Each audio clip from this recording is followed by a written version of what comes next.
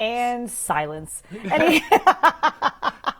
This is Cariann Higginbotham. Welcome to Tomorrow, an AMAA, which is an Ask Me Almost Anything. There are obviously some things that I will not be able to answer, some technical questions, if you will.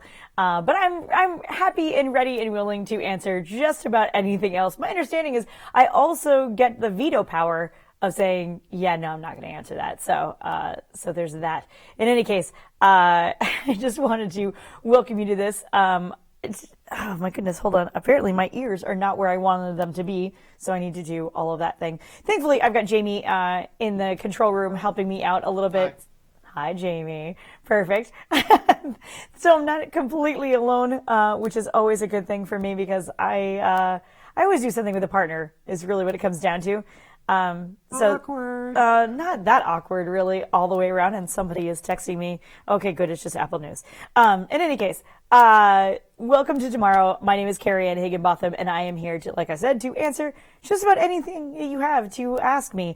The first thing I want to say is really quickly is Peter Quinn asked, first question, I hope everyone is well. And we might as well just get to that anyhow, all the way around. I am well. I believe Jami is well. We've been doing pretty good all the way around. The company that we both happen to work for is considered to be essential, so we are going into work, and thankfully they are treating us as well as they absolutely can. We are getting masks, we are getting gloves, we are getting all of the things that we could possibly need in order to feel happy and safe and comfortable while working. So there's that, and while living at home seems to be pretty okay, taking up each other's breathing space seems to be all right, at least between the two of us. In any case, everyone here that I know of seems to be really well, which is fantastic. I know there have been some questions I've heard. I don't know anybody who has gotten coronavirus, and do you know anybody? And I do actually know somebody, a family who did, and thankfully so far they've all been well. But one, Andy Cochran, and his lovely wife, actually contracted it. For those of you who that name may or may not sound familiar, if you go back quite a ways to old Spaceup days, the very, very first Spaceup, as it were. Spaceup, just really quickly, for those of you who don't know, is an unconference, which is to say in normal, regular conferences, you show up and there's like a little plaque that says, here are the people who are speaking, here's all the things they're speaking of. An unconference says you show up, and that means you are encouraged to give some sort of presentation. There's a huge whiteboard, and you can add your content and what have you, and then you're encouraged to give a conversation about anything that you know something about, et cetera, et cetera. In any case, Andy Cochran was at the very first unconference, and one of the presentations he gave was why space. Space is boring, I think is what it was called, if I remember correctly. If you search for Spaceup and or Andy Cochran and or space is boring, it should pop up, is my understanding.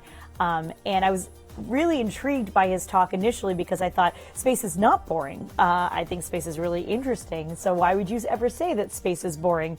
I'm glad Andy Cochran got, exactly, Chris Radcliffe, the founder of Spaceup.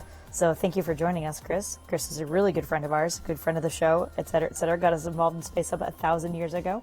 But the talk is really good. You should go back and watch it anyway in case you haven't seen it, because it's really fantastic all the way around. And that's how we started our friendship with Andy Cochran, because I was really confused as to why he would say space is boring, but he's not wrong. He's not wrong. He pointed, at one point, I think my favorite part was he pointed to a screen with a bunch of astronauts on it, a bunch of astronaut faces, and he's like, these people have names.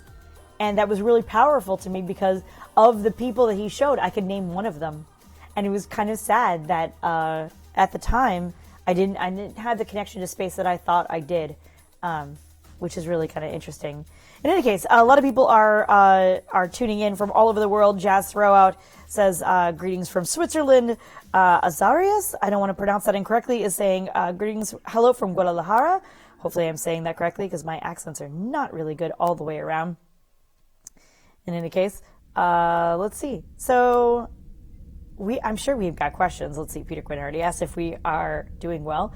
Chris Radcliffe, coffee is essential. Yes, coffee is essential. To be fair, coffee is essential, particularly depending on the workplace that you're in. My particular workplace, when we first opened, in the first month, they told us that production had risen by 30%. which is kind of crazy because at the time we were only open from 7 a.m. to 4 p.m. So there's that all the way around. But I thought that was really cool. Juggling Lessons asks if Lisa's out of quarantine. Lisa is out of quarantine. She was deemed not sick all the way around. She was fortunate enough to be able to get a COVID-19 test the Monday after she thought she might have been sick. She had done some international travel and some national travel. I don't know what that's called. I should warn you, I've been drinking this morning, so my being ever so slightly incoherent. What have you been drinking? Well, I had a Bloody Mary at breakfast. Thank you for asking, Jami. Don't know if did everybody else hear you ask, or do I just sound like I'm crazy and just answering? No, I have two buttons. One just to you. Yeah, I know you do, but I just didn't know which one you used is the problem. Yeah, in any case. I used the everyone button. So they Fantastic. So it doesn't sound like I'm just talking to the voices inside my head. That's good. I could do that, though. No, please don't do that. It really would freak me out. It would freak everybody out.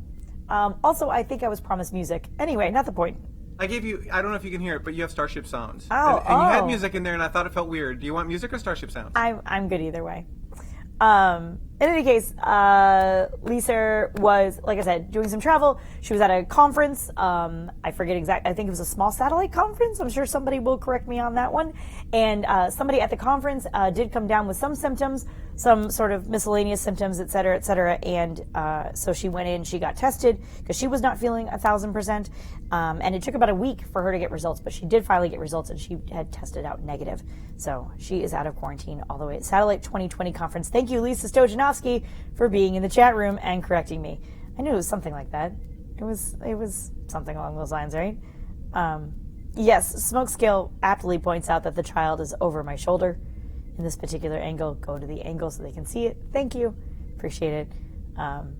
Yes, the child definitely is.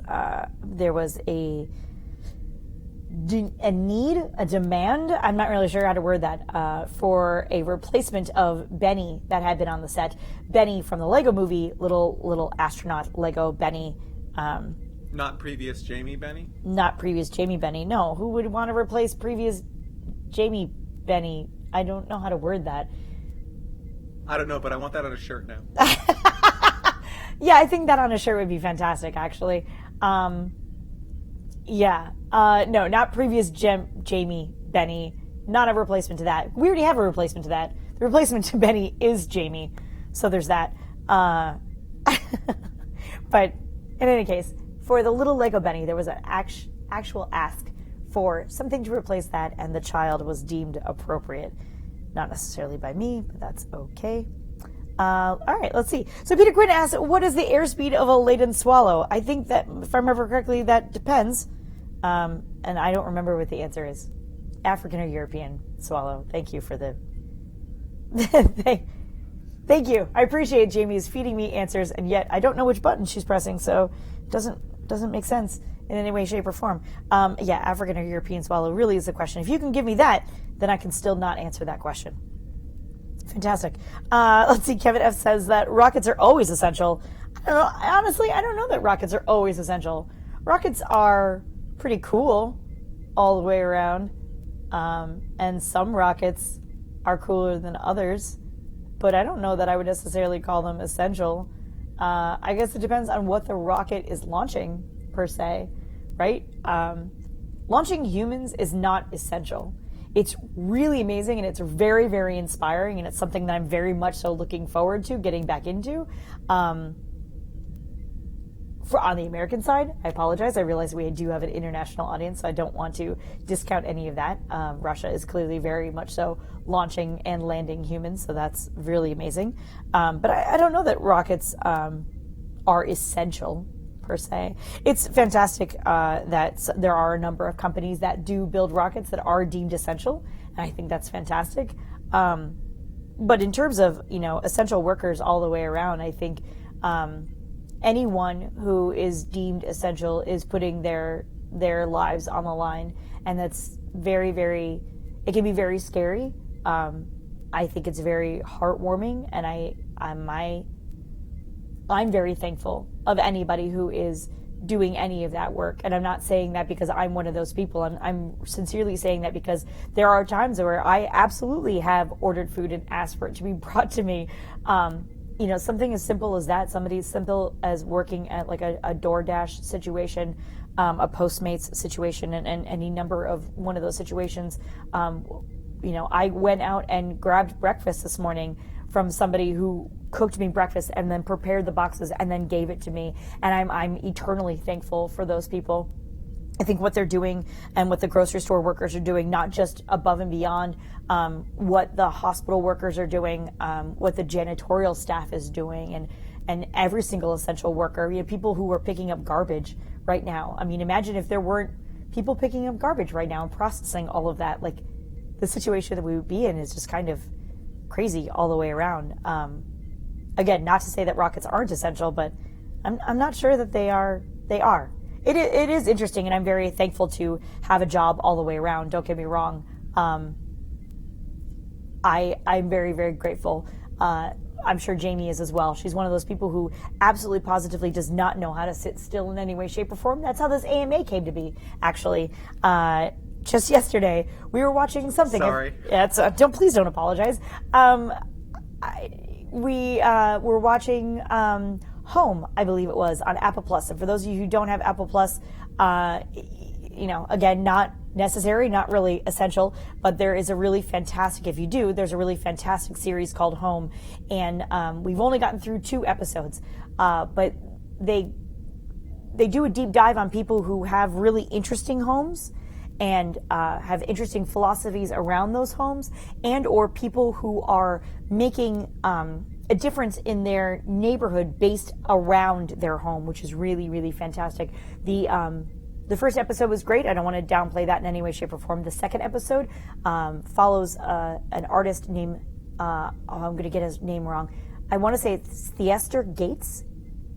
He's based out of Chicago, and what he is doing for his neighborhood, he calls himself a neighborhood activist, I think is really fantastic all the way around. And now I want to do an even deeper dive into who he is and what he's doing, and I want to be able to support him all the way around. In any case, we finished that episode, and Jami immediately, not even 5 minutes later, was like, "Do you want to do an AMA tomorrow?" And I was like, "Yeah, sure, an AMA. Like, why don't we do that all the way around?" Absolutely, we'll totally do that, because that's the thing that obviously needs to happen right now. I know that there have been some people who have asked for an AMA or an AMAA, as it were, and I appreciate that. I actually don't think I'm all that interesting all the way around, but I guess some people do. I guess when you don't know somebody, you can find them interesting. And so just so everyone knows, our chat room crashed on our side, so we have, she can't see. Oh yeah, I can't see anything. I have a total blank page. Honestly. I'm just rambling, which is, I guess, is a good thing that I'm drinking. In any case, it's funny because sometimes you get to know somebody and all of a sudden you're like, oh, you were not the person that I thought you were. And that can be kind of disappointing. And I think I'm afraid of disappointing our audience all the way around, generally speaking. And I'm sure there's some of you right now that are probably wishing you could type like, oh no, you don't disappoint her. You couldn't disappoint her. Some words of encouragement. And I appreciate that. But I very well know that disappointment is definitely an available outcome. Moving on to something a little bit lighter, if I remember correctly, and please correct me if I'm wrong, and honestly, Verdell, you could probably text me and I'll get it that way because I do have my phone on me and my computer can accept those kinds of texts. If I remember correctly, there was a question along the lines from Verdell, something along the lines, see, there you go, Juggling Lesson says, I am not disappointed, I appreciate that. Something along the lines of like, once the Disney parks open, what is the first thing you're going to do? I'm probably going to go directly to the club and get a drink, honestly. That's just to be completely and blatantly honest, that is most likely what I'm going to do. See, our chat room came back in. Yeah. Oh, if you take a shot every time Cariann says in any way, shape, or form, you will be very, very drunk, Jazz Throwout. Just FYI. It's one of those phrases that I like to use as filler. Yeah. Y'all are going to be really drunk. It's going to be really bad all the way around. I prepped a backup iPad for you in case that happens again. But we're back. Yes. Thank you. Thank you, Vax Hedrum. I really appreciate your very, very, very kind words. I've known you for over a decade, and I've never been disappointed, only pleasantly surprised. Yeah, I do have a tendency to not think before I speak. So there's a lot of surprises coming out of my mouth, quote unquote. That's what she said. Verdell says you'll join me. Fantastic. Please do, as a matter of fact. Absolutely, all the way around. What did I miss? I probably missed something.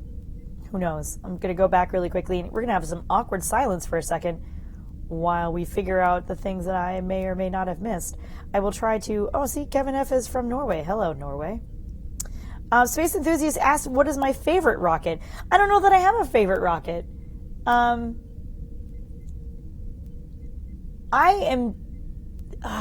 always feel bad about saying this kind of stuff.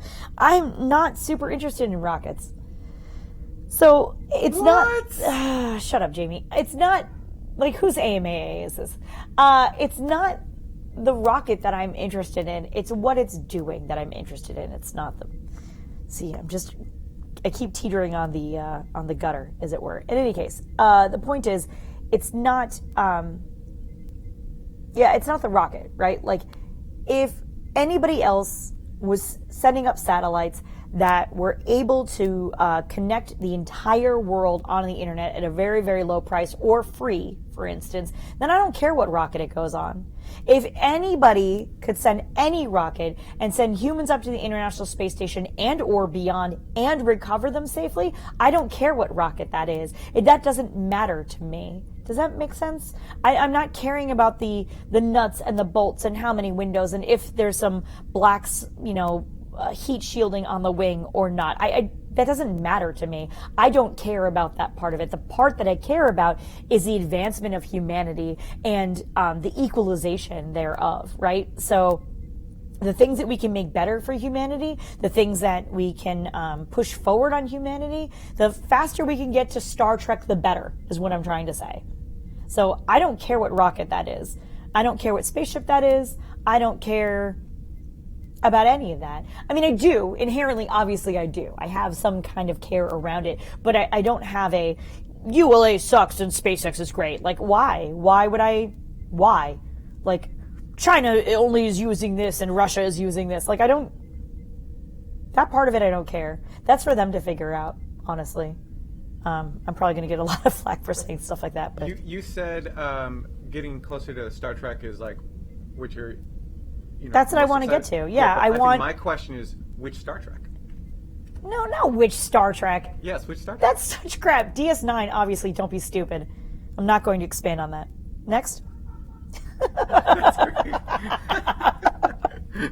I just love I'm not going to expand on that. Thanks for asking. I'm glad we had this conversation. Oh, my goodness. Verdell also wants to know what the second thing is I do once Disneyland reopens. After the drink, probably another drink, honestly. Like, let's just be real. No, I mean, I think if you're asking me what are some of the things that I miss about Disneyland, I miss people watching. I miss being able to, you've probably heard Jami say this 1,000 times, I miss being able to just walk in and forget the real world. There is something to be said about theme parks as opposed to amusement parks. I think a lot of people think of amusement parks and theme parks as being the same thing or being a similar enough thing that you can use both words to describe both things. But when you think of like a Six Flags America, Six Flags Magic Mountain, Six Flags pick your one, that is not really a theme park. There are some areas that might be a little bit more themed than other areas or themed. I think that's relatively correct. I've been to like 3 or 4 different not space mountains. What did I say? Six Flags. I almost said Space Mountains again. And there is some thought put into, let's put the Superman and the Green Hornet and the whatever, all the DC comic sort of themed rides in the same area, so you could have a DC sort of themed area, but the park itself isn't really themed. At Disneyland, at Disney World, at any of the Disney parks, you are themed. As soon as you walk in, you have a Main Street, you have a Buena Vista Street, you've got Future World, you have some sort of themed area that you already get immersed in. And it very much so, if you allow yourself to, it gives you the opportunity to forget the quote unquote real world. It lets you immerse yourself in some sort of fantasy, whether it be a perfect variation of a zoo with no cages, or a fantasy world, or the Hollywood that it was back in the day in Florida for some reason with a lot of humidity. But it does allow you to do those sorts of things, again, if you allow yourself to give up that sense of reality. What's the word? Suspend disbelief. Just like a movie would. You go into a movie theater and you watch a movie, and sometimes you have to suspend a little bit of disbelief. And I think that's what Disney parks very classically do better than anybody else. So I miss things like Space Mountain. I miss being able to just, immerse myself in different things. I don't miss the seats on Matterhorn, if you're asking about that. I do miss going to Galaxy's Edge. Seats on Matterhorn. No, nobody misses the seats on Matterhorn. Those things, that's like if you need a chiropractic adjustment, that's what you go on. So there's that. Adam Synergy from YouTube says, "Hi, Carrie, and if you get the opportunity to go to space, will you take it? Maybe under some sedatives. I am actually afraid of heights." And so while I've always said that Jami is not allowed to go to space without me, it's kind of me betting on we would never get there. Like just Jami and I would never get there. That doesn't mean that we won't.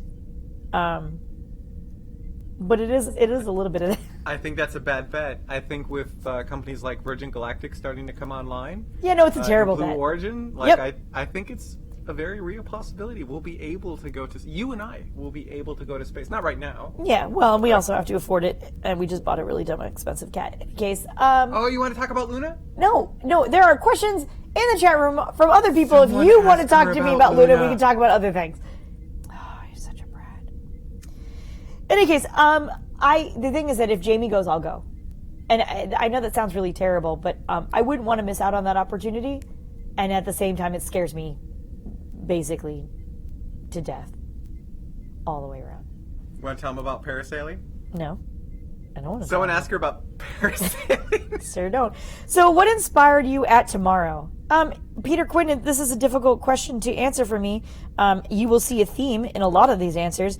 I am what is called a natural follower. I'm not a natural leader. I'm not. I will take charge if I absolutely need to. And there's a lot of areas in my life where I need to. I'm a barista supervisor. I am in charge of a decent amount of people. And so therefore sometimes I need to, because not everyone at work likes to wear hairnets, and yet we have to wear hairnets or some variation thereof. So every day it feels like I have to tell somebody to put on a hairnet. But what inspired me at Tomorrow, in case you haven't heard the story, the very, very short version of the story is Jami and I already had a different podcast. It got shut down for various reasons that I won't go into. We already owned the equipment because she's really shit at turning in receipts. She wanted to start a brand new podcast. She said space. I said, that's the dumbest idea I've ever heard of in my entire life. But if you do it, I guess I'll join you. And really what it comes down to is she did one episode by herself. I said, you're terrible. You need me.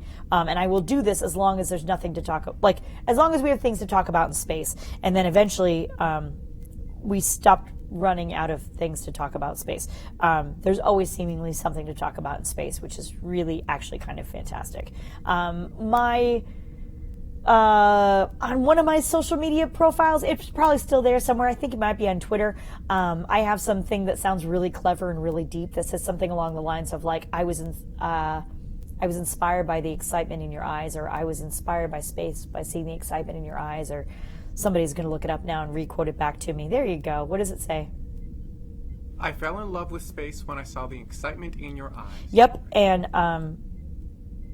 that's very true. You didn't say that. Too. Oh, I like that. what did I say? California. Tomorrowland, California. Thanks. I thought that was clever. Yeah, I fell in love with space when I saw the excitement in your eyes, and that's really directed at Jami all the way around. Her enthusiasm is infectious all the way around. I like I said, I'm a natural follower. I'm not a natural leader. So thankfully, I found somebody who is worthy of being followed and is worthy of leading and has a good outlook on life. And we very much so align on a lot of different things.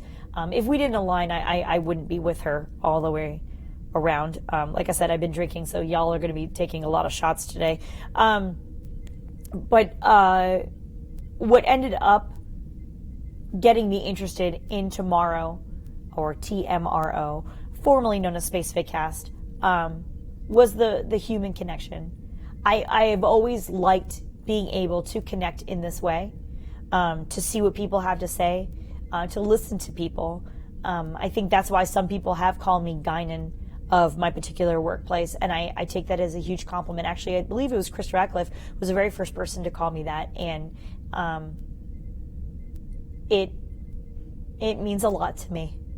I'm actually getting really emotional right now because I'm very motivated by people, and if you don't like something, then I will try to change it, or I won't talk to you anymore, I guess. No, but I mean, I'm very much so a people pleaser, and I like trying to make people happy or trying to make things happen for people. At Disney, they say something along the lines of like creating the magic. I like being able to do that. I like being able to connect people. I like being able to make connections for people. It's very important to me. People is always my connection, no matter whatever it is that I'm doing. And so in TMRO, that's exactly that's exactly it. Being able to have the opportunity to speak with people, with you, our audience, and then the people who are making those rockets and making those spacecraft. That doesn't make it my favorite spacecraft or my favorite rocket. It's those people. Those people mean something to me. But I have friends all over the industry. I have a recent friend who started at the spaceship company, and I laughed and I said, "Oh, I probably know somebody else there." And he laughed too. He goes like, "Yeah, I think you probably know this person, this person, this person." They, I know people all over the thankfully, this industry, the spacecraft industry, aerospace industry is a really, really small industry. There's thousands upon thousands upon thousands of people who work there, but the incredible people sort of bubble up to the top, and the Amanda Stiles of the world, the Will Pomerances of the world. There's so many, honestly. I know I'm going to miss a whole bunch, but the Chris Radcliffes of the world for sure, the Vax Hedrums of the world, the Tim Baileys of the world, the Loretta Whitesides of the world, they all sort of bubble up to the same kind of general area, and I've had the absolute privilege of meeting the majority of those people and calling them my friends, and it's really the people all the way around. I really got to stop saying that. Lisa Stojanowski asks C, which is me, who's your favorite astronaut? I don't know that I have a favorite astronaut. I think that's it's a little bit unfair to point out a favorite astronaut per se. I like a lot of astronauts. I think one of my favorite stories is about Garrett Reisman, and it really has less to do about Garrett Reisman than it does have to do about my father-in-law. We, as Spacevidcast, had the ultimate pleasure and privilege of being able to qualify as media, in no small thanks to Miles O'Brien. If you don't follow Miles O'Brien, you really should, as well as no small thanks to one Bob Jacobs at NASA. So thank you to both of them. Huge and heartfelt. And I'm sure there's a lot of other people who also helped along the way that helped accredit Spacevidcast as media, to be able to go down to Kennedy Space Center on the media site and cover the last few space shuttle launches live from the media site, like I said, as media. Huge honor, huge privilege, very meaningful. The very last space shuttle flight, STS-135, which is now, what is that, 9 years ago at this point? That was 2011. It was July 2011, and we were able to get my in-laws down, my parental units, in-laws, down to the media site in order to view it from there, which was really fantastic. And again, quite an honor to be able to do. And we wanted them to drive down the day prior. We were setting up a tent and the cameras and the whole thing. Because Jami had the brilliant idea, and I say brilliant with a lot of sarcasm, the brilliant idea to potentially be on air for 17 hours straight, which is crazy all the way around, particularly with the humidity that is in Florida in July. Because bugs. Yeah, and bugs. Bugs just live in Florida. Was it love bug season then? I don't remember. And it doesn't matter. Point is that we were able to get them down. And the day before launch, it rained, and it rained, and it rained, and it rained, and it rained, and oh my God, did it rain. And to the point where we had to get risers so that all of our equipment wasn't just sinking into the dirt. Because the media site is just crap. It's just grass and dirt, and it's barely maintained and what have you. And so when my in-laws were driving in, we gave them really specific directions, and they were like, no problem. And they came in, and they got there, and it was fantastic. And they're like, great, when we do this tomorrow, we'll know exactly where we're going. We said, cool. The next day, after being on air for, I don't even know, probably over 12 hours at that point. We were on air because at the time we did live shows Thursday night and the launch was Friday. So we were on air from Thursday night all the way through Friday morning. And I'm exhausted. We're all exhausted. We're tired. We're hot. We're sweaty. We're bug-ridden and what have you. And my in-laws aren't there. They're supposed to be there at a certain time. Like, where are they? I don't understand. They finally show up. And they're like, you wouldn't even believe it. It was totally crazy. And I'm like, well, we're on air, so I'll have to hear the story later. Thanks. Cool. So we were on air with a number of different people. Thankfully, Jami was taking care of most of that. And so I got to be behind the camera. And every once in a while, my father-in-law would come up to me and say things like, we were driving in and then we thought we took the right turn, but we took the wrong turn. And then next thing you know, I had to ask somebody for directions. And, they were holding us up and they wouldn't let us go by. It's because the astronauts were going by. I was like, wait, what did you just say? He's like, well, yeah, the astronauts are going by in the Astrovan. And I was like, you got to see the astronauts in the Astrovan? And they were like, yeah, of course. It was held up traffic. I was like, shut up for a second. Let me get this straight.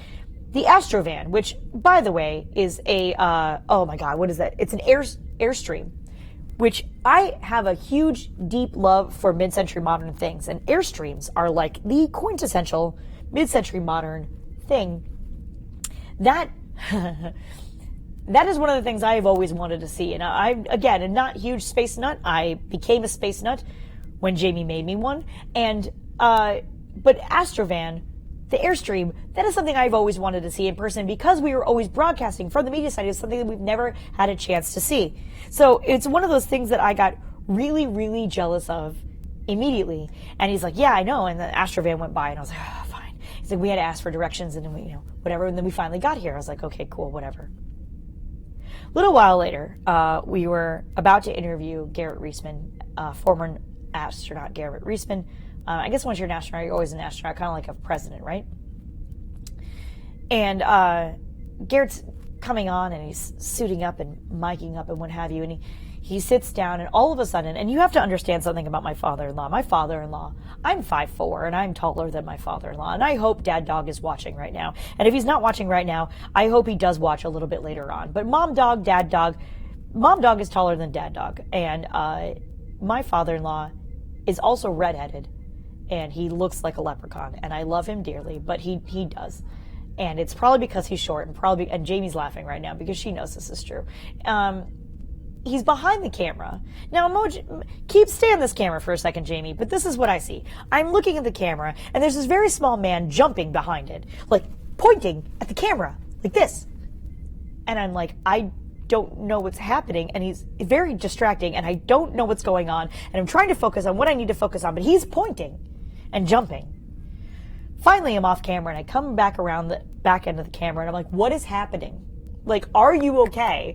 Because the bathrooms are over there. I told you where they were. And he said, that's the guy. And I said, that's the guy. And he said, that's the guy. I said, what do you mean that's the guy? He goes, that's the guy who gave us directions. And I said, oh my God. Let me just understand this for a second. You got onto Kennedy Space Center and you made a wrong turn. and then you were backed up with traffic and you're upset about traffic and you would ask somebody for directions. You asked an astronaut for directions when you got to see all of the other astronauts go by in the Astrovan in the streamline that I also always wanted to see. You asked an astronaut for directions? He was like, yeah, he knew exactly where to go. Of course he knew where to go. Of course he knew where to go. You go up to the VAB, which is the tallest building in all of Florida. You can't miss it. It's gigantic. It has its own weather inside, for shit's sake. And you take a right, and then you go past the tracks, and you take another right, and you can't miss it. And there's a huge tent that says NASA tweet up because they were way more important than the media site. And that's how you find us. And that's how you got here. And he was like, yep, that's how we got here. And I was like, that's amazing. And Garrett Reisman, much like every single other astronaut that I have ever met, is very kind and very sweet and very generous and does not even think twice about giving complete strangers, total leprechauns, in their minivans directions to how to get to the media site when it's very obvious on how to get there. So one of my favorite astronauts is Garrett Reisman. I also had the honor and privilege of working with him and serving him coffee and tea for a short while. He now actually is a professor, I believe at USC. Please forgive me if I'm wrong. He goes to the school with the Trojans, so if that's not USC, whichever one that is in Southern California, I apologize. But he gives lectures there and actually all over the place. And if you don't follow him on Twitter and or Instagram and or Facebook, you really should. He's a really fantastic human being. And has really cool connections to a lot of interesting people, such as Ron D. Moore, who famously did Battlestar Galactica, the reimagining, as well as from, what is the other one? The NASA one. Jami, help me out, because I've been drinking. Oh, it's not Man on a Mission. For All Mankind. Which, if you haven't seen, you really should see. It's amazing. It really is. Thank you, Adrian Ruiz. About 20 minutes ago, I'm sure you said that you are very interesting, Cariann. Thank you. I appreciate that all the way around. Juggling lessons. It's like you're interested in plane travel, but don't care about jet engines. Yeah, I think like that's a totally fair statement all the way around. Because why should I? Somebody else gets to care about that, and so there's that. Andreas Julian says hello from Sweden. Did the space shuttle program only go orbital? It depends on how you want to define orbital. I guess they never went to the moon. They never went to Mars. Low Earth orbit is about as well. Low Earth orbit / they did manage to get all the way out to Hubble on occasion as needed, extreme need. But that was kind of the edge of their capability. I think a lot of people are like, oh, shuttle was going to take us everywhere. And I mean, they named it shuttle, for crying out loud. It was supposed to be the space taxi. And yet it only got us into low Earth orbit, which is a little bit sad all the way around. But yeah. Chris Radcliffe asks, so is Disneyland some kind of bar then? Yes, for some people it absolutely is. For a lot of people it's not. It depends on which park you're going to and how much privilege you have, I guess. Andrew Rosen says, if you could safely live on any planet or moon with all of your friends and loved ones, where would you go? I love that you think that I would want to take my friends and or loved ones. And would you want to stay on Earth for the familiarity? I think that is a really good way of asking that question for me. So here's the funny thing about quarantine I have found. I'm actually an extroverted introvert. Colton says we're going to go down in 1 minute. So something else that we absolutely need to know. A couple of people asked about Luna, so I will keep that in mind. Andrew, you are red, so I will keep this one, so that's not a problem. Blah, blah, blah, blah. My favorite memory of tomorrow. Okay, cool. So we have Luna, favorite memory of tomorrow, and mid-century modern. Okay, cool.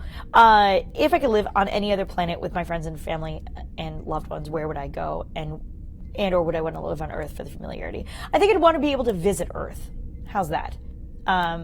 There's no Disney in Enceladus, right? So right now there is some Disney that I would want to definitely go to, because that kind of is my happy place. See my. So yes, there is some familiarity that I would like to go to. I would like to be able to visit if at all possible. Like if Star Trek transporters or Stargates were real, traveling in that kind of fashion would be absolutely fantastic to be able to get from one to the other. But But to be able to live on a different planet or moon, I think that ability would be really cool all the way around, right? Like, who wouldn't want to be able to do that? Like, who wouldn't want to live on one of the moons of Mars or one of the moons of Saturn? Like, Saturn, dude, like every day, I forget what it is. There's a Twitter account that's like random pictures of Saturn or random images of Saturn or something along those lines. And the images that come off of that Twitter feed are so unreal. They're so remarkable. They're so interesting. They're so cool. Like, why wouldn't you want that out your door? There's an interesting thing going on right now with everybody in quarantine of something along the lines of like pictures out your front door or pictures out your window, right? And everyone has a completely different view out of their window for very obvious reasons.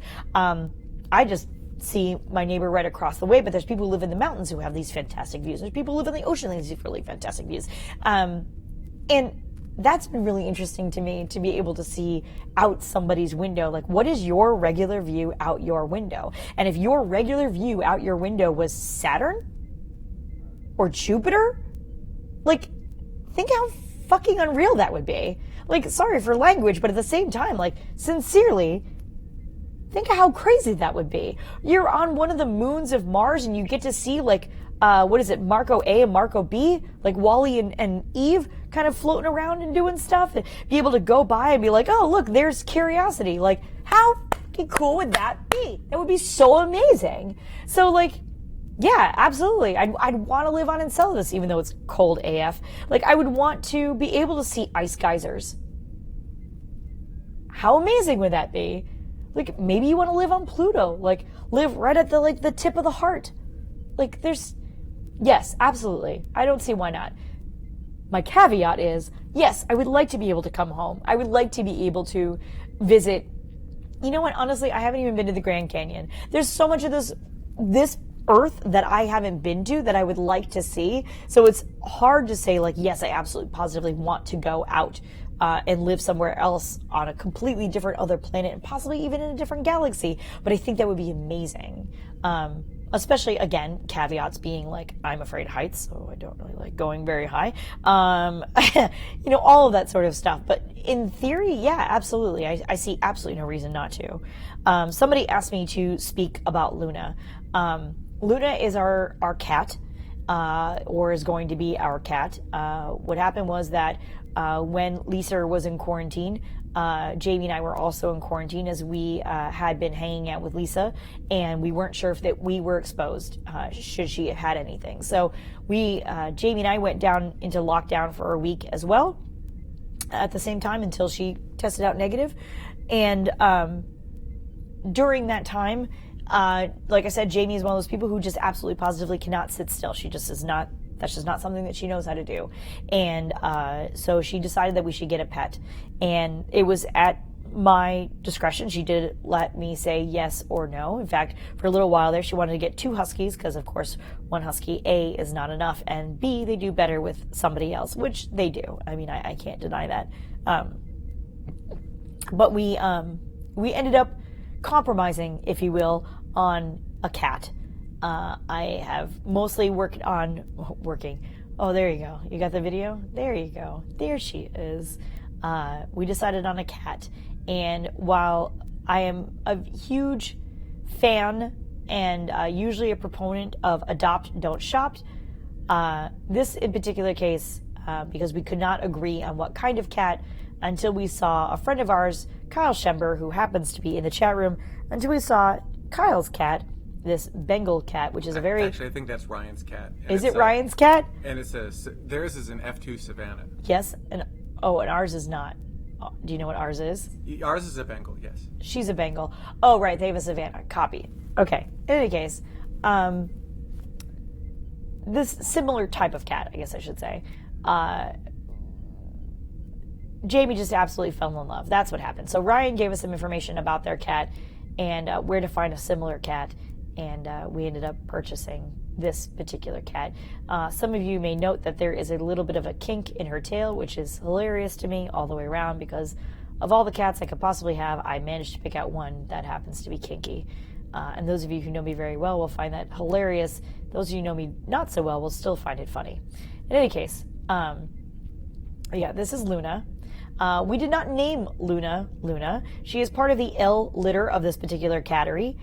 So each cat in that particular litter, a lot of places, a lot of breeders do that sort of thing. Our in-laws, my in-laws, I guess I should say, have had a number of dogs, and they usually get them from the same breeder. And that breeder, when the dogs are birthed around a particular time, there was an entire series of them, there was an entire litter of them, is what I'm trying to say, that were birthed around a time where there was a lot of hurricanes, if I remember correctly. So each one of them had a hurricane name. Now, you are under no obligation to keep that name for that animal.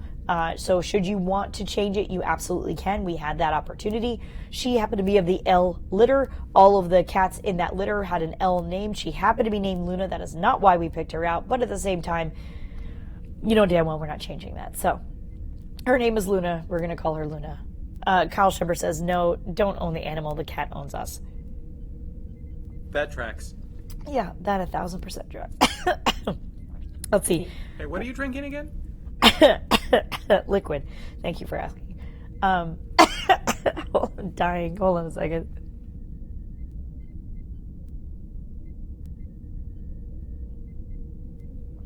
Somebody else asked something about my favorite moment of tomorrow. I don't know that I have a favorite moment of tomorrow. Lisa Stojanowski, you nearly got 2 huskies. No. Hello, Thrust Sister, Astro Girly 13. I really don't know that I have a favorite moment of tomorrow. I think there are a lot of small moments that are my favorite. Again, I believe it was STS-135. It could have been STS-134. I apologize. I don't actually remember offhand, but that we had the opportunity to interview another astronaut, Leland Melvin. I was like, it's not there. Leland Melvin. And the funny thing about astronauts, particularly when they're doing a press circuit, is there are certain things that they are required to say. There are certain things that they are, certain ways that they are supposed to answer some things. NASA has a tendency to be very strict on the verbiage that they use, the kinds of answers that kinds of questions that they answer, that sort of thing. Kevin McCoy.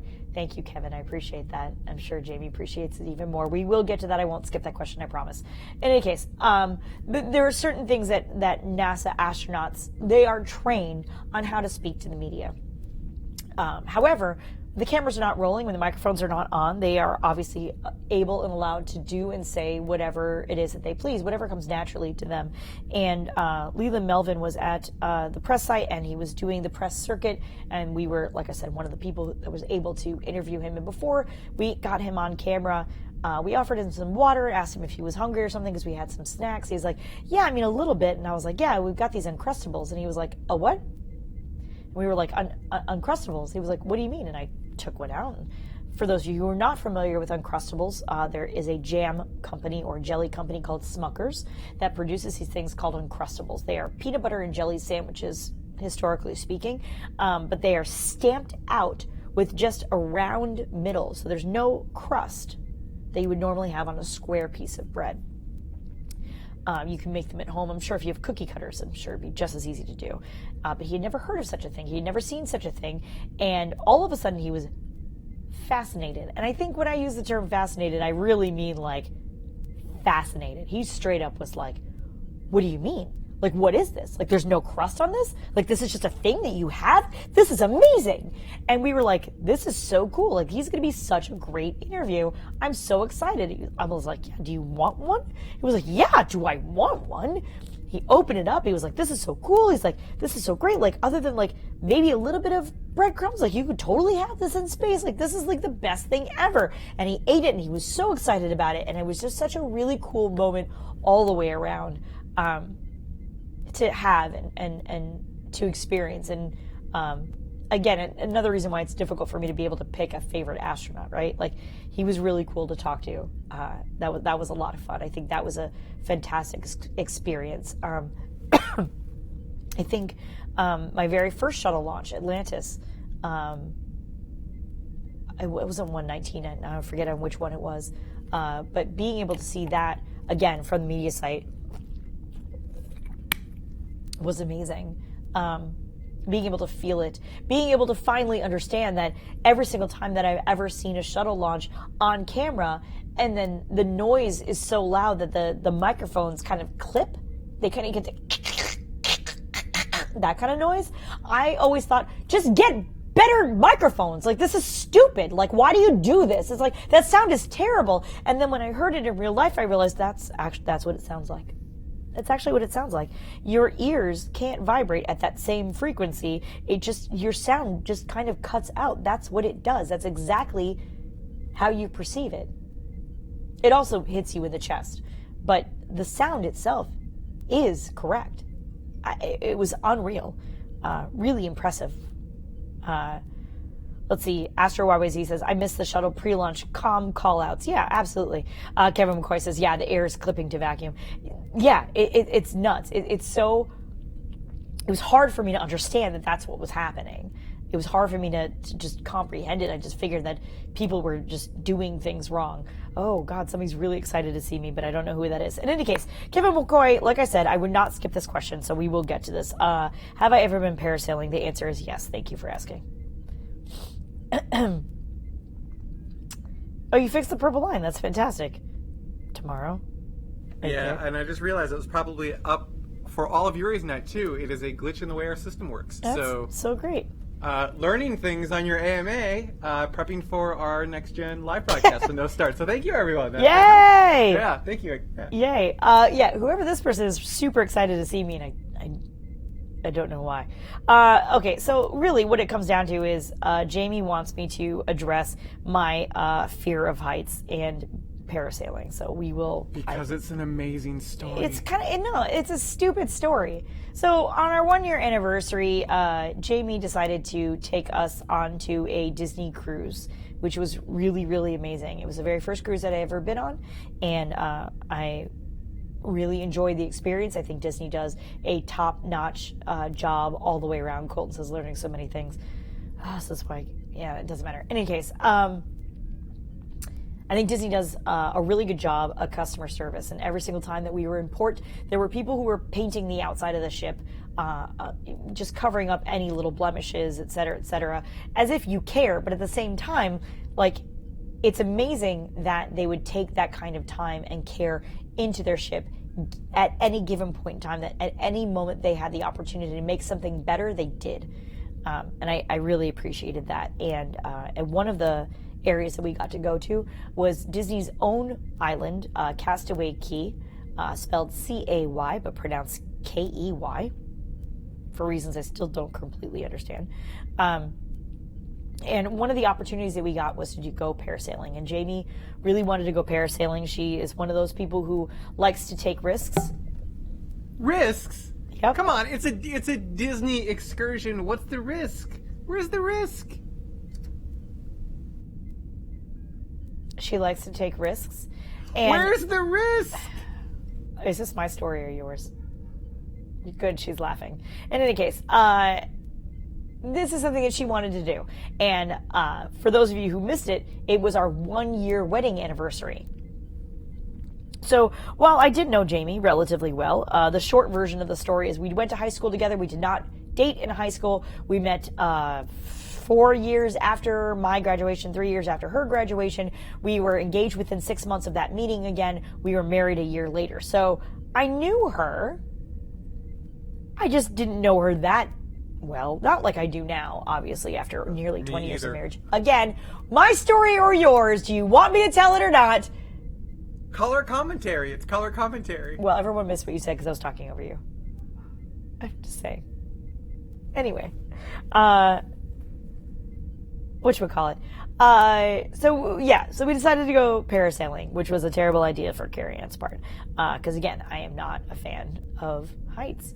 And so, for those of you who don't know what parasailing is, you get on the back of a boat and you're wearing a life vest and you are connected to one another or something along those lines. And you're both connected to this parachute type thing that gets thrown off the side of the boat, that you then get hoisted up into the air with a tether down to the boat so you don't fly off, thank God. and you're just suspended from this frickin' parachute and this tether for as long as they deem necessary. And pretty much the entire time, I was swearing a lot. I have the mouth of a sailor, and I try to curb it as best I can for the show, but I swear a lot. It's really bad, and I really should work on most of it, but I do. It's not cool all the way around. Another drink for you. And, but I was swearing a lot. The mouth of a parasailer. I know you love puns, so I figured I'd just slide that in there. Which is to say I hate puns, by the way. I absolutely hate puns. Puns I really feel are the lowest common denominator of comedy, and I hate them. I hardly even ever appreciate them all the way around. No, Lisa, it was not worse than the X2, but at that time in my life, I thought it was.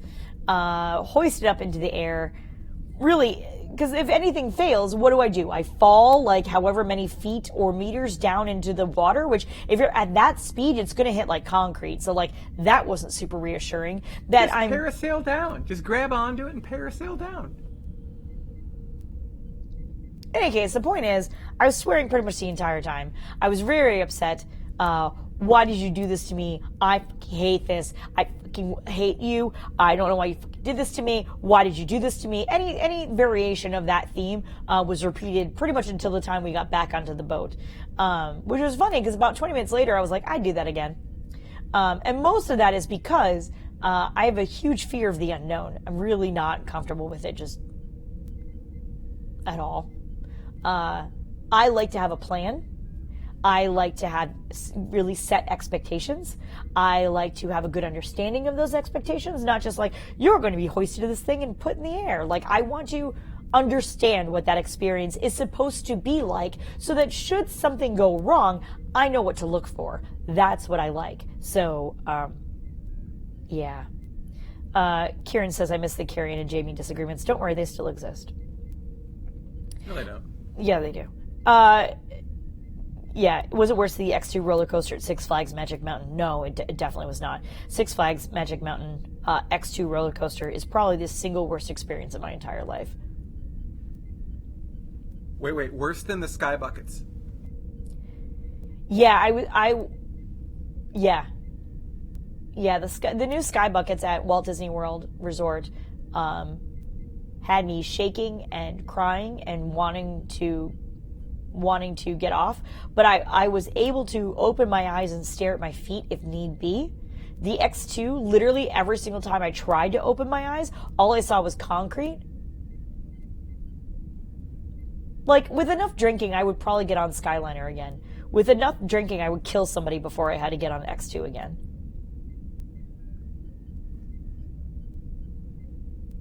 If that answers that question. Let's see.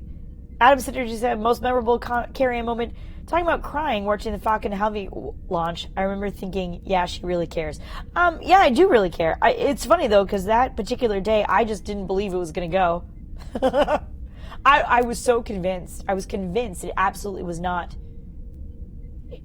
It wasn't launching that day. We just weren't launching that day. That's just exactly what it was. And that thing's a freaking beast. If you're used to watching Falcon 9s hop off the pad, and they're not really fast because it's liquid, right? Solid rocket boosters just pop right off they go scary fast off of the launch pad. Liquids take a second. I would compare it to the difference between the launching of a Model S and a Model 3 at the line. Model S will go, but a Model 3 is just that much quicker. And so a liquid is just ever so slightly slower. And when you get three of them together, holy crap, is that heavy. That's why they call it heavy. But it really does. It takes like an extra second. So you get down to 0 and you're like, +1. Oh, okay, cool. Now we're decided to go.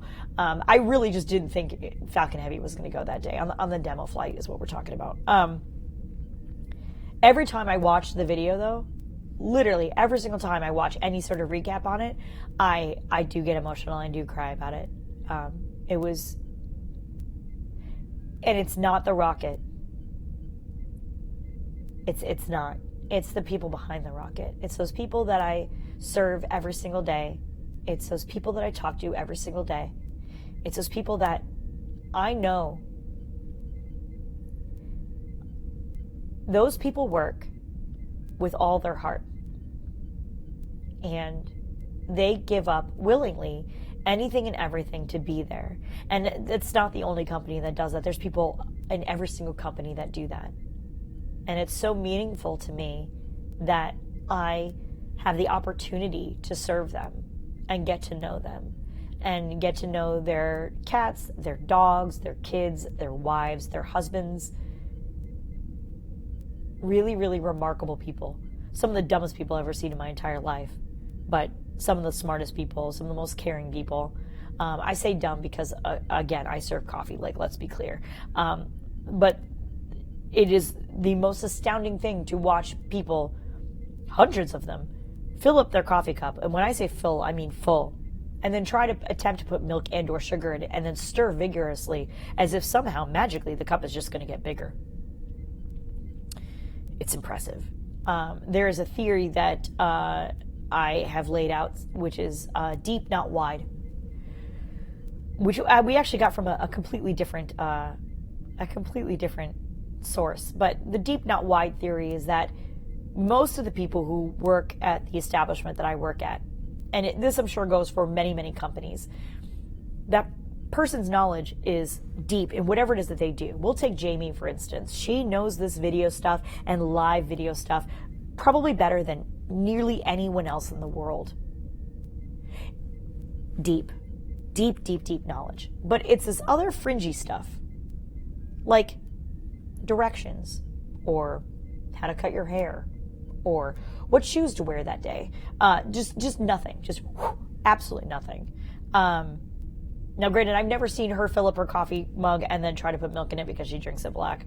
But the point is there. There's a lot of things that she can't do or doesn't do well, if you will. If you've ever watched Jami cook, that was a prime example. I don't know what you're talking about. Yes, you do. I'm a magical cook. Magical is an appropriate word for that. But like I said, the knowledge is deep. It's just not wide. So whoever those people are, they are probably some of the best people in the universe who know that particular thing. It's all of the rest of it that is just totally over their head in every single way. Mark Wilson says, when you're at Disneyland, which ride or experience is your happy place? People. Like, I really enjoy watching people. I think it's fascinating. I feel bad for, but I also love hearing parents be like, this is the happiest place on earth. There's no room for crying, right? Like, there's no crying at Disneyland. Like, it cracks me up to no end. Disney is supposed to be a happy place. I think at Disneyland, Space Mountain still is one of my favorites. I think Rise of the Resistance is absolutely remarkable in every single way. And I'm not really a big Star Wars fan. Love me, hate me, or don't. I don't care. But Rise of Resistance is, when it works, is remarkable all the way around. So we're talking Disneyland specific. Absolutely. If you want to talk about California Adventure, I think the Incredicoaster is really, really well done all the way around. Another drink for you. I think Guardians of the Galaxy Mission Breakout is also really good. And I love that there is a switch over at Halloween. So Halloween time, which is an entire season at Disney, you get, during the day, you get the regular Guardians of the Galaxy Mission Breakout. And then at night, what happens is, and here's spoilers, so don't kill me, everything is already broken out. Spoilers! Thanks. Everything's already broken out. And so the cast members actually change their outfits, they change their vests, and the experience is still relatively the same, but it's a little bit more chaotic. And I love that they do that. I love that they take risks like that. I think that's really fantastic. Let's see. Oh, Alejandro says, I like you and that Cariann. So I totally understand you. Thank you. I appreciate that. Don't know exactly what that's in reference to, but I appreciate that anyway. I think that was the parasailing. Copy. Astro Girly 13 says, Maston says hi. Hi, Maston. That's really more for Jami. It's not really for me. Jami, did you want to say hi to Maston? Because you probably should. Wait. Yeah, you can do it, I believe. Hi, Tave. Hi, Tave. Ah, yes, Tave, the benefit of the Maston community. Let's see. I feel like the most terrifying thing you could ever say to Cariann would be good luck. Yeah, pretty much.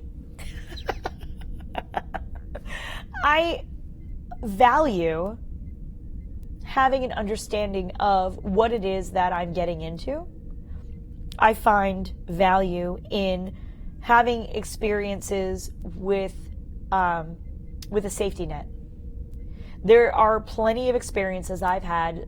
I have to go to work, but at the espresso bar, literally shooting steam out the side, or when you press the hot water button, sparks coming out of it, or it leaking from mysterious places that I've been able to figure out some diagnoses for the machine itself and or some quick remedies so that it doesn't shoot the steam, have the sparks, or start leaking.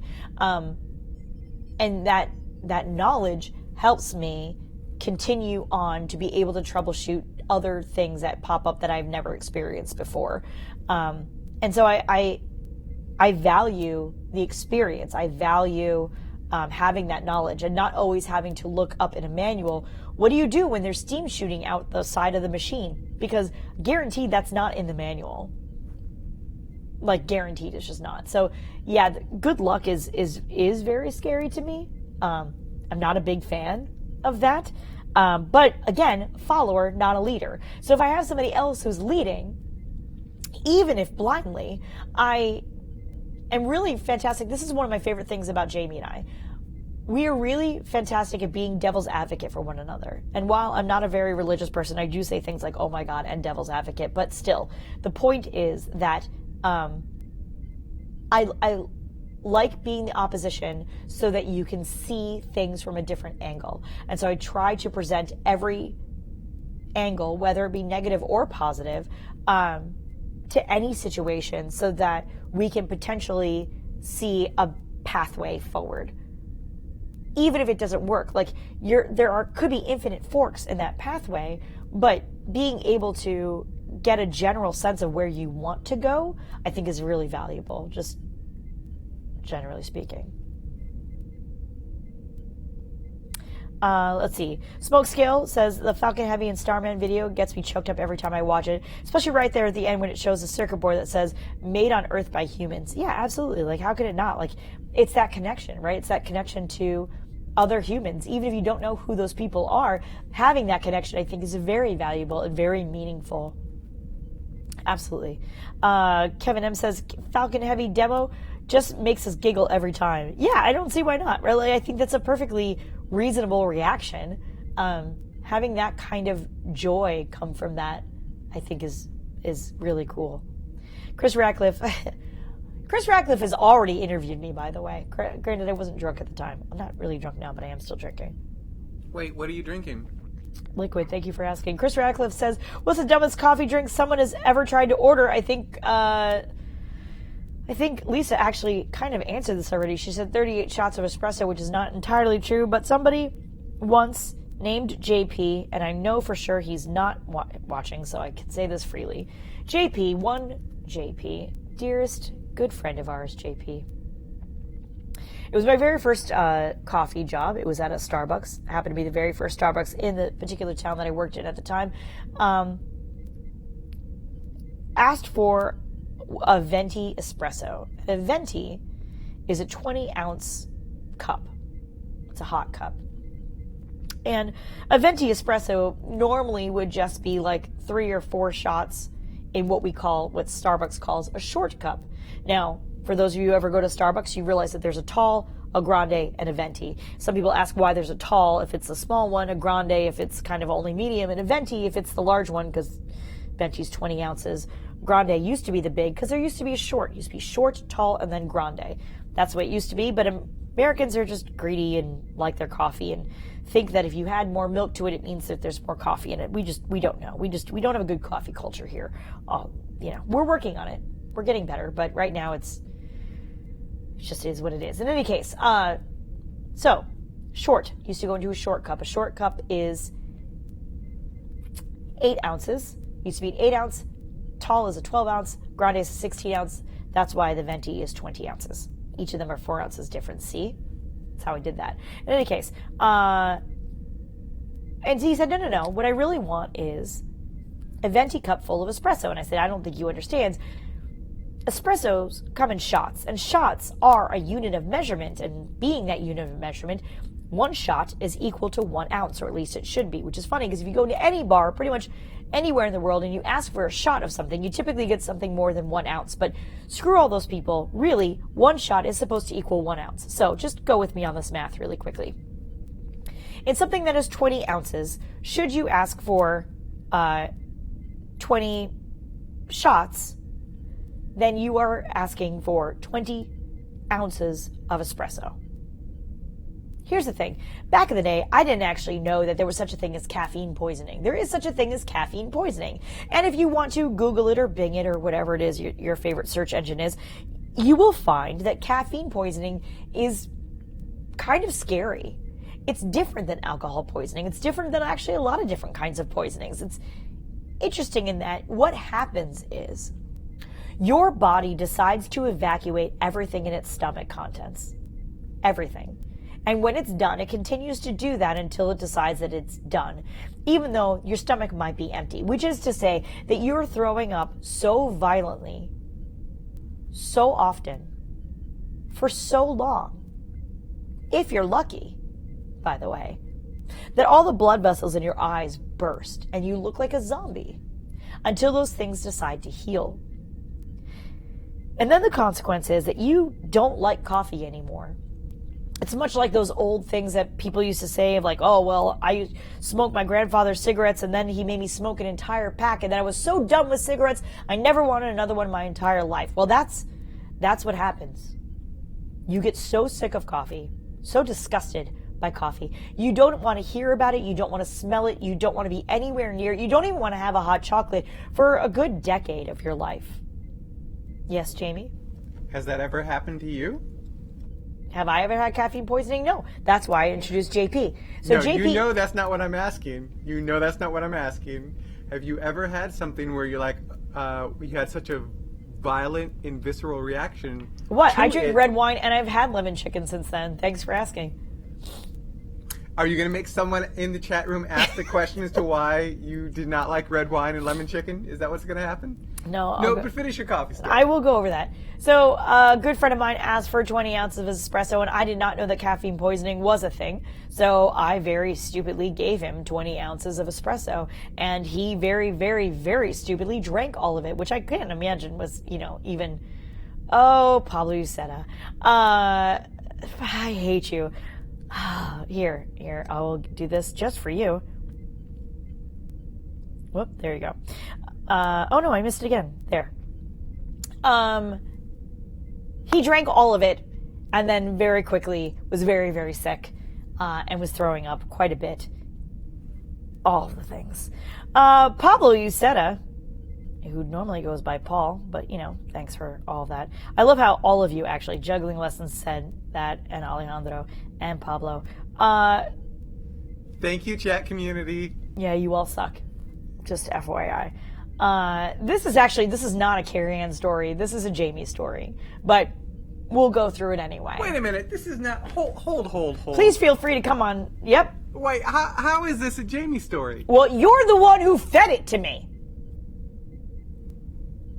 Did I feed you red wine with lemon chicken? Yes, you did. You served me red wine with lemon chicken. So once again, we go to Jami can't cook. That is very embarrassing. But I only fed you like a... Oh, okay, yeah, this is definitely a you story because my version of the story is everything was fine. Never serve red wine with lemon chicken. That's disgusting.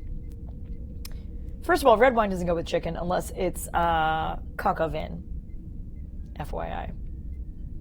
Yeah. So Jami used to bring me dinner when I worked at Hallmark. That was my very first job. And very sweetly would go across the way and hit a Leanne Chin which is Minnesota. I don't know if it's anywhere else, honestly. But would get lemon chicken with fried rice because that was my favorite meal and bring it over to me and we would have dinner together and it was very sweet. And she would actually also go downstairs and hit the Burger King and grab some Surge and bring that up to me so I could have lemon chicken. It's so disgusting. And it had to be in the plastic cup with the ice. You didn't like the other one. You wanted the embiggenated one. There was a certain level of ice that you liked, and it had to be the Fountain Surge. I believe you. I don't actually remember. I do. And only from that Burger King, it could not be Surge in a can. Yeah, no, that's obviously fountain soda is way better.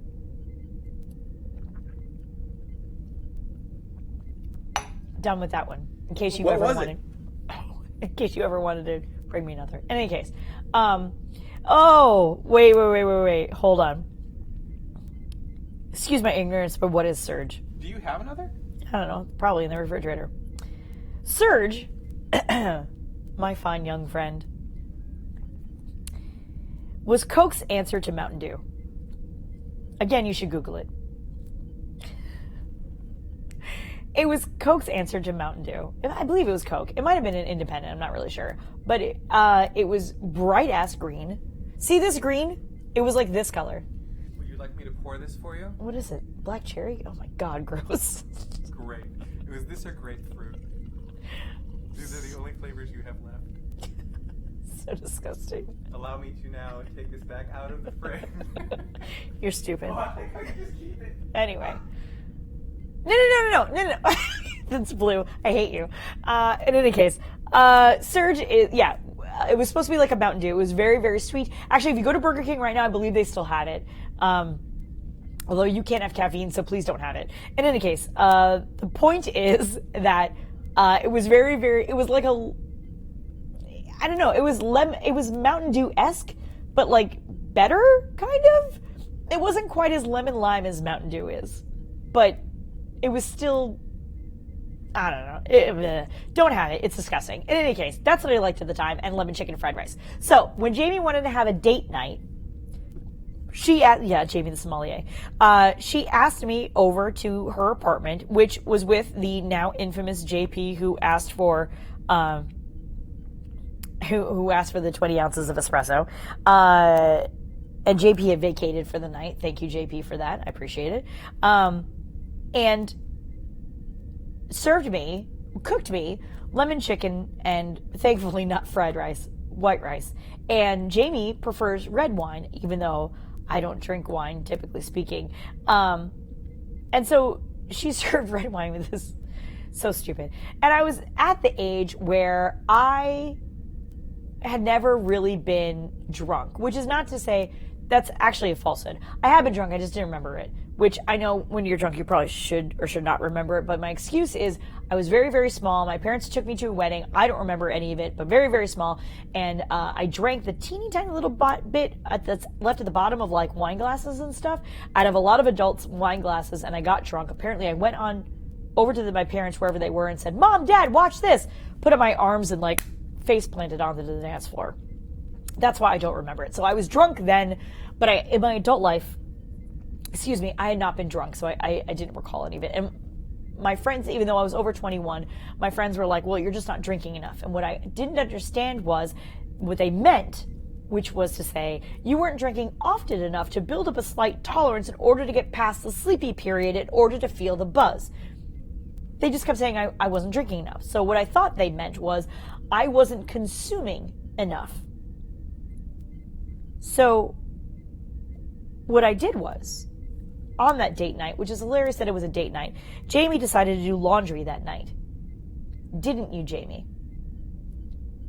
On a date night, yes. That sounds like something I would do, yes. Yep, absolutely. And at the time, Jami and JP lived on the 9th story of this particular apartment building, and the laundry was in the basement. So the other thing you need to know about Jami at that time is that Jami didn't like to do laundry. So this is very significant that she was doing laundry at all. She didn't like to do laundry. This is why this is your story. She didn't like to do laundry so much. How much, you might ask? So much that she would just take the laundry, dirty laundry, and shove it into the closet. To be fair, it was he at that time, and it was very bachelor-like of me. Tell me you're different. Would put it into the closet and just close the closet door as if it didn't exist. I am. I am. That's why your laundry's in my room right now. In any case, the point is that she didn't do laundry.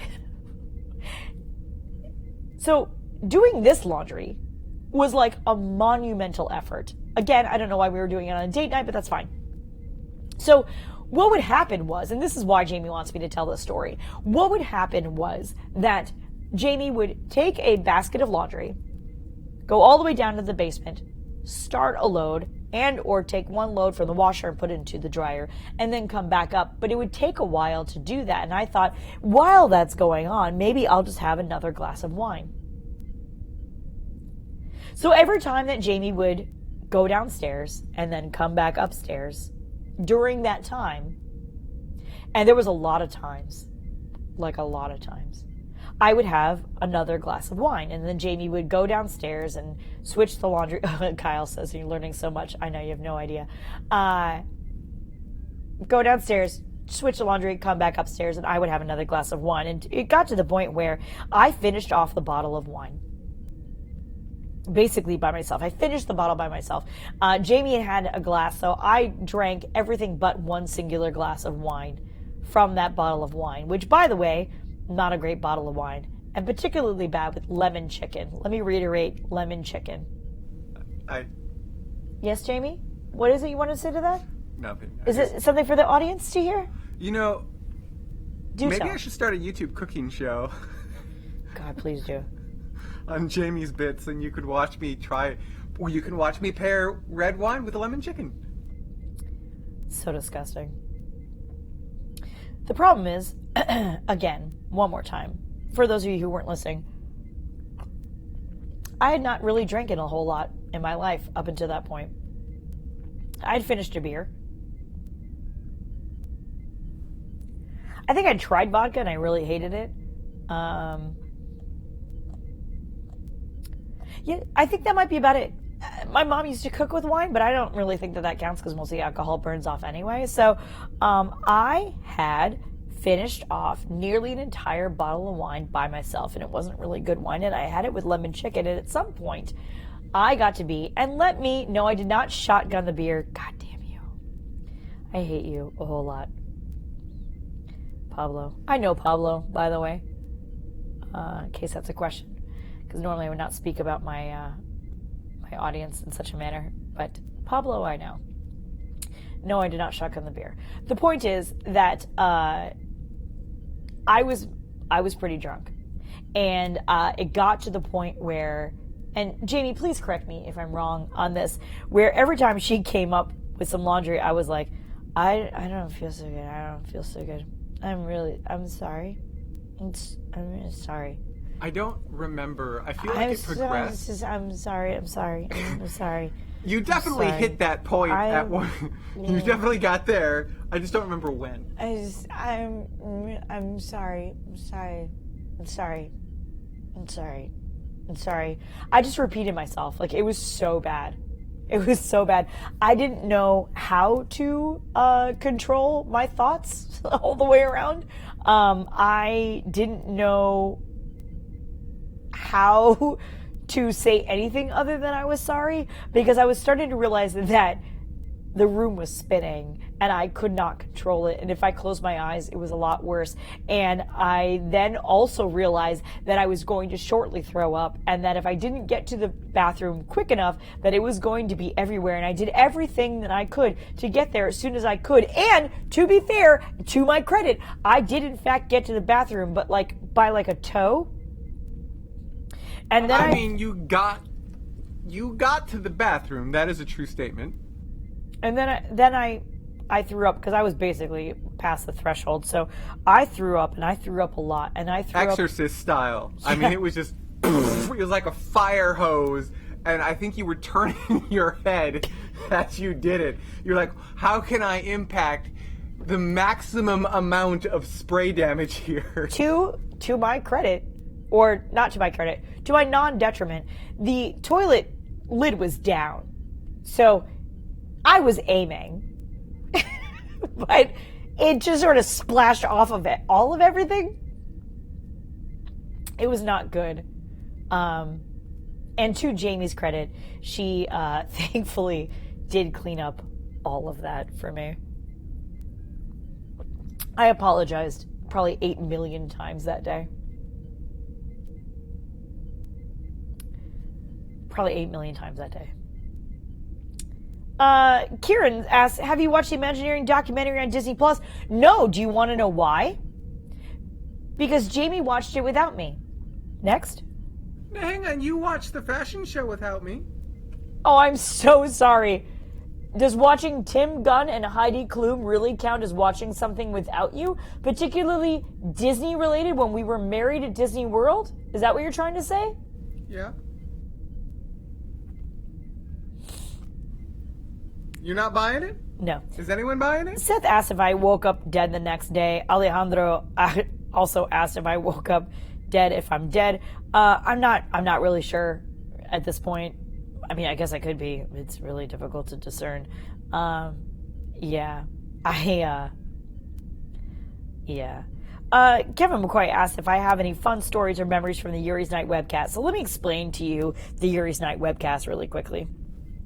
So the Yuri's Night webcast, which I think was really great all the way around. I'm glad that all the way around, so somebody definitely needs to drink at least twice.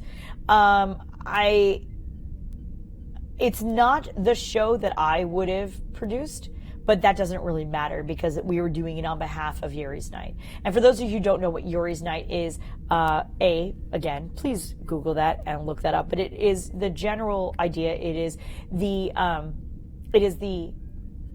celebration of all things space based off of Yuri Gagarin's first flight, the very first human in space, April 12th, 1961. Also happens to be April 12th, 1981, the anniversary of the very first American space shuttle launch. So, which is funny because they weren't even aiming for April 12th, they just happened to get April 12th, which is really kind of cool all the way around. And then if memory serves, April 12th, 2001 was the very first Yuri's Night. It's really cool because it does a lot of things. It brings a lot of people together in terms of art and space. So all of the STEAM, science, technology, engineering, arts, and math, all together, all at the same time. And there are parties that are all over the world and off-world. Sometimes there's parties on the International Space Station, as well as parties in things like Second Life, things off-world, off-planet. What am I trying to say? You get what I'm saying. Again, still drinking. So it was unfortunate that this year, because of COVID-19 or the coronavirus, as it were, being all around the world, people were not able to they weren't able to gather in the same spot, right? They weren't able to have these parties. And so Tomorrow stepped in and said, look, here's the deal. We can broadcast this out and we can figure out some sort of programming that would make sense for Yuri's Night. And people can either broadcast it during their parties or they can have a party at home or whatever it is.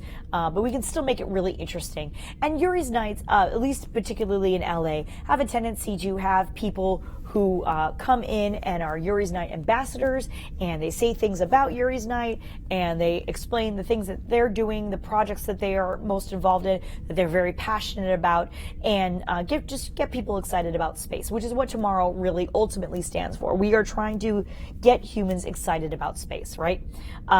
So when Tomorrow had the opportunity to broadcast on behalf of Yuri's Night, we absolutely jumped in full force.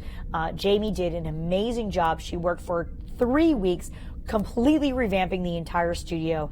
It was kind of funny because we were like in quarantine when we were at home, but the only thing she did was be at the studio. Sometimes she would have to be at work for various reasons, but she mostly would work from home and work from the studio and work on the studio. And I wish I could show you all the different things. If you go over to Jami's Bits, actually, there is a behind the scenes Tomorrow, all the things that she did for YouTube.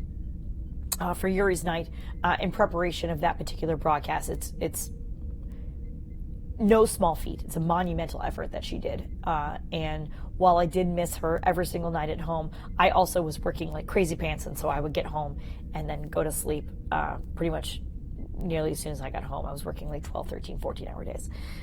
In any case, point is, Yuri's night. So, because of social distancing, we wanted to make sure that we had enough people here in case something went wrong. So in case Loretta's feed went down, for instance, or one of the astronauts' feeds went down, or anybody we were talking to went down, that we would have a tomorrow host that would be able to basically pick up that slack and be able to be on air and kind of BS with you guys for a little bit until we could fix whatever the problem was. So we had to have more than one host, and Jami was really kind of not stuck, but she was the one who had to be directing all of the things, pressing all the buttons, much like she is now. See all of these buttons? That's exactly what she was doing. So because of all of that, I was asked to be on camera, be able to introduce Subtractive, be able to interview Roddenberry, which was a huge honor for me. Jared Head, one of our Tomorrow co-hosts, was actually interviewing Ron Tomlinson, who's he's a big fan of his. And so we each had our own little segment, but at the same time, we also had to be prepared to take over should anything else happen. And what happened that night was that we put Jared in the studio like this, in this very chair with these very screens and these very cameras and all these other fun things. And what I got to see was a singular camera with a bright ass light in my face, and I had no feedback screens.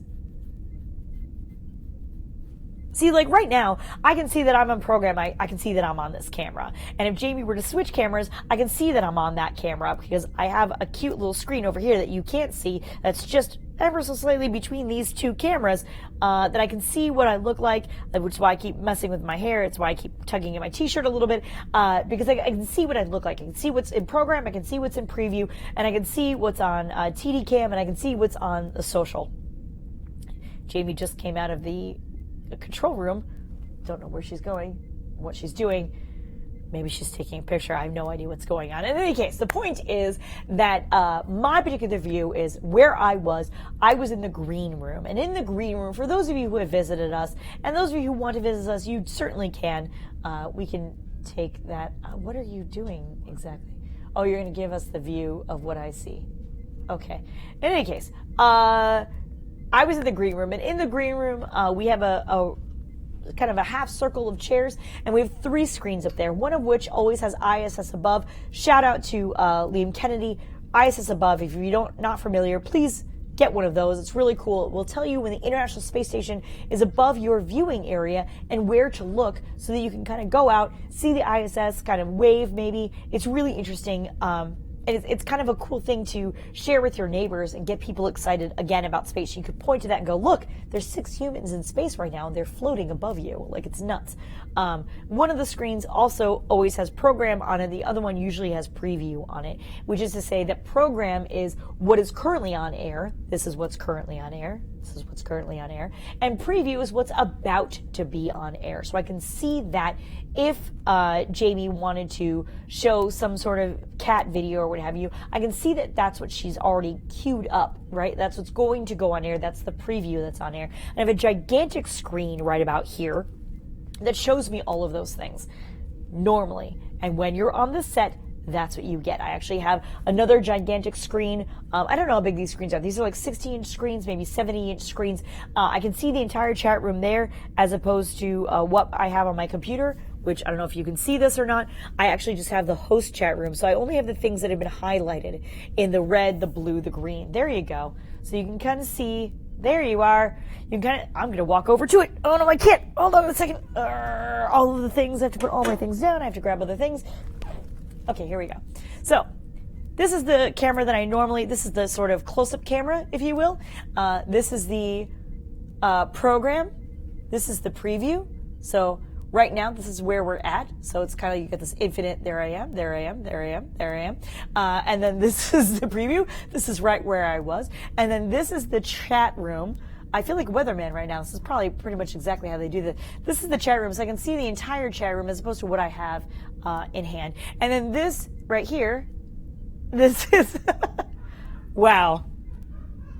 She's laughing at least, so that's good. Whoops. This is the wide screenshot. And then, hi everybody. This is the screen that this is the camera that you're looking at right now. In any case, that's what we got. Woo! Oh, that is cold and wet.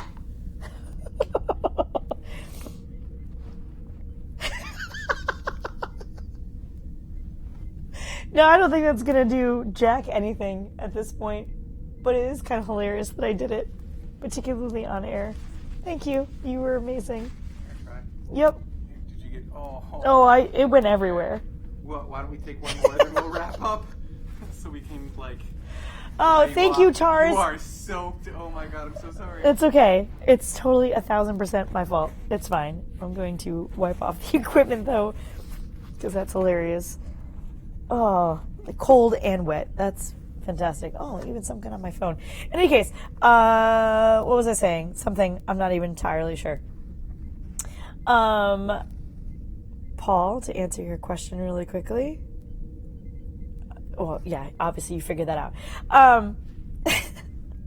So, in any case, that's normally what I have, okay? I usually have some sort of variation of a program, a preview. I can see myself. I can see the person that I'm speaking to, which is also really great. So when you're doing an interview, it helps to not just have somebody on the screen there and you can kind of do this a little bit, but sometimes if you have to view the camera, then you can kind of see them ever so slightly off camera and you can kind of go, okay, cool. So they're super into what's happening. And that's always very exciting for all of that. What I didn't get was any of that. I had a camera and a light because I need to have light on my face. That's the one thing we didn't get a shot of. I have hair lights. There's lights back here. There's lights right up front here so you can see my face so that we're all sort of illuminated. You could probably just go to that camera. Actually, it shows up on there. But that's not what I got in the green room because the green room is not made for that sort of thing. The green room really is designed to be a green room. So should we have somebody on air in-house as our guest, they can see what's going on with the show, when they're supposed to come on, if they bring guests with them, if they have family members or children or anybody else that they want to show how the show works or what's going on with the show, et cetera, they can hang out in the green room and they can watch their friend or family member be on camera with the rest of us. Jami is about to show you basically what my view is for the most part. This is going to be really great. There you go. So you can see the lights, right? I have a whole lot of, there's a huge light sort of above that second screen there. It looks really, really bright. It's actually quite small, but that's effectively a hair light. Then there's these other lights that are kind of behind the cameras there. Those are the ones that light up my face. That way you can see me exactly the way that I am, which is great for what that is, et cetera, et cetera.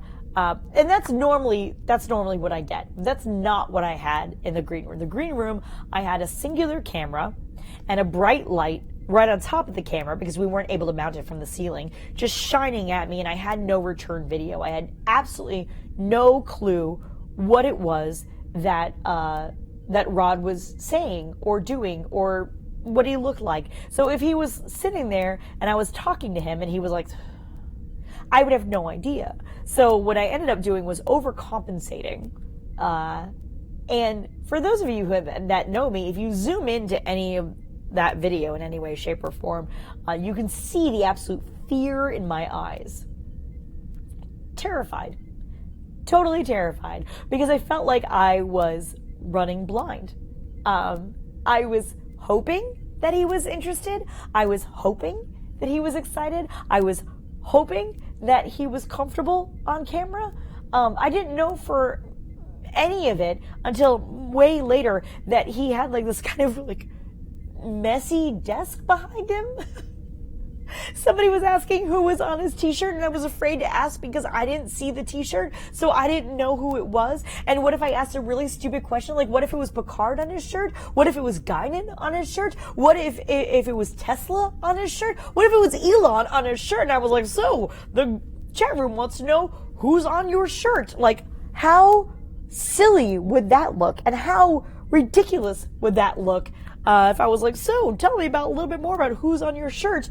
And it's like, what if it was a picture of me, for crying out loud? So yeah, it was kind of silly. It was kind of ridiculous. But that's kind of my biggest sort of behind the scenes, my sort of memory of Yuri's night. I was so terrified and I had nothing to go on. I just kind of had to pretend that I knew what was happening. that I knew what Rod was doing or thinking or feeling at any given point in time. Rod Roddenberry, for those of you who don't know, and for those of you who didn't watch Yuri's Night, Rod Roddenberry is the son of Gene Roddenberry. Gene Roddenberry is the creator of Star Trek. I've said earlier, and those of you who were with us, though still, I am a big Star Trek fan. I'm not a huge Star Trek fan. I haven't gone into conventions. I don't wear Vulcan ears or anything along those lines. Live long and prosper. But still, I'm a big enough Star Trek fan that I was very easily intimidated by having to interview one Rod Roddenberry. He has taken over the Roddenberry Foundation. If you think of Disney as having all hands on anything Disney related, he has some sort of finger on anything Star Trek related. Somebody was like, oh, well, Star Trek, is Star Trek even on? Yes, absolutely. Star Trek has two different current shows, Discovery as well as Star Trek Picard. There is a cartoon as well as a shorts variation going on. All of the swag, any conventions that they do, he's taking care of. He's the executive producer of most of those things. So he has a very, very big job. I was very honored, actually, to be able to interview him. I only hope I did an okay job. Again, for those of you who know me, you know that I was very, very nervous, and because I didn't have the return feed, I repeated myself a lot, much like when I'm drunk. I did a whole lot of like, oh, I love it, and some of that was me trying to think of something else to say. Part of that was me stalling for time. I only had, thank you, Kevin McCoy says I did a great job. I only had 5 minutes with him, and so I was concerned about my time and how that was going to go. That's actually why I started off with my own question for him, because I didn't really know if we would have anything else, is really what it comes down to. Let's see. I feel like there was other things I missed. Okay, so the old Jackson Pollock puking of tomorrow. He's a painter. Look him up. No. I'm familiar with Jackson Pollock. Peter Quinn is actually one of my favorite interpretive artists, actually. When I studied art I had to study art in 7th grade, and I found a Jackson Pollock, and I was like, that is the coolest thing I've ever seen in my life.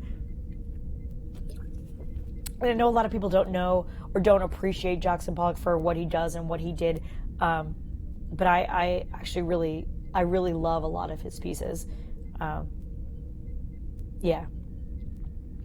Let's see. Adam Synergy says, Jami. Cariann Jami. I have no idea where that came from. Probably because alcohol. Would you extend your natural lifetime with a robot body? I don't know that I would. I think much like the question that I asked of, much of the question that I asked of Rod Roddenberry about Data and his life and his choice to end his life, to bring an end, his answer was really beautiful, and talking about how, like, there is something to be said about having meaning to life when you know it is not infinite. And I think that was actually really quite beautiful. I think there's something to be treasured about the human existence, about knowing that it will not go on forever. As long as there's an internet, these videos will still kind of exist, and there will be some sort of version of me out there, whether or not it is actually me or a good representation of me or an accurate representation of me. There's a Black Mirror episode, and those of you who are not familiar with Black Mirror, please go out and find Black Mirror. It is an English show, and each one is completely independent from one another, although the common theme is about how technology, if you take technology the way it is now and kind of extrapolate how it could be in the future, whether good, bad, or otherwise, there are these interesting stories with that. And one of the episodes was talking about, it was this lovely couple who had recently gotten married and recently bought a house, if I remember correctly.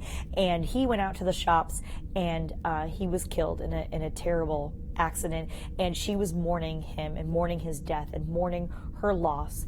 And there was this technology that was able to source all of the social media and all of the memories and images and videos and voicemails and everything that she had of her late husband, and able to feed it into this program and create this AI that she could chat with. And then eventually the technology evolved into, you could have your own sort of robot that was effectively your partner, but like better, if you will. So maybe he was slightly more caring, or maybe he was better in bed, or maybe he loved his mother a little bit more, anything along those lines. You could kind of tweak the things that you didn't like about your partner and make them better. And eventually she realized that that's not what she wanted. She wanted her partner back.